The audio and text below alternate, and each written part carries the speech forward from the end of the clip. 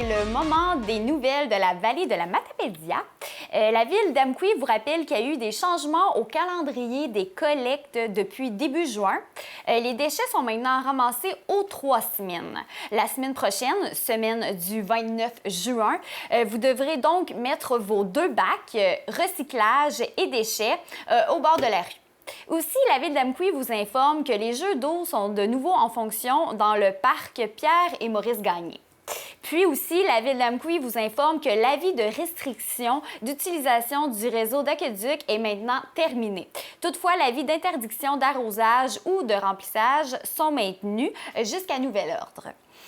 Un jeune homme de la vallée de la Matapédia a perdu la vie le 22 juin dernier à la suite d'un accident de la route. À 22h45, les services d'urgence ont été appelés pour se rendre sur le rang Saint-Benoît à Saint-Alexis de Matapédia en raison d'une collision entre un véhicule et un orignal.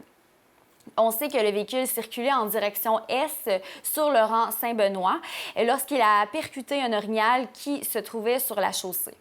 À la suite de l'impact, le passager du véhicule, un homme de 23 ans du nom de Yannick Fortin, est décédé.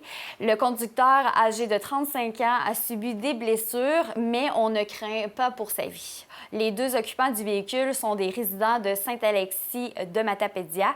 Toutes nos condoléances aux proches du jeune homme. La course d'un soir d'été est de retour cette année à Cosapiscale. L'événement va se passer le 8 juillet prochain à 18h30. Le départ du 1 km se fera à 18h30. Et lui du 5 km et du 10 km à 19h. Veuillez noter que le départ pour le 5 et le 10 km se fera en vague afin de respecter les directives de la santé publique, bien sûr. Les inscriptions sont obligatoires. Cet événement est seulement offert pour les résidents de Cosapiscale et les spectateurs ne sont pas autorisés sur le site à cause, bien sûr, de la pandémie. Le cinéma Figaro à Amqui reprend ses activités vendredi le 3 juillet prochain. Les horaires seront légèrement différents. Ils seront ouverts tous les jours comme à l'habitude. L'horaire des films sera disponible sur le site web au plus tard mardi le 30 juin prochain. Finalement, les travaux de la fameuse courbe en S de la route 132 à Valbriand débuteront cet été. Cette route fait l'objet d'importants accidents chaque année. Le projet devrait être entièrement terminé au printemps 2022.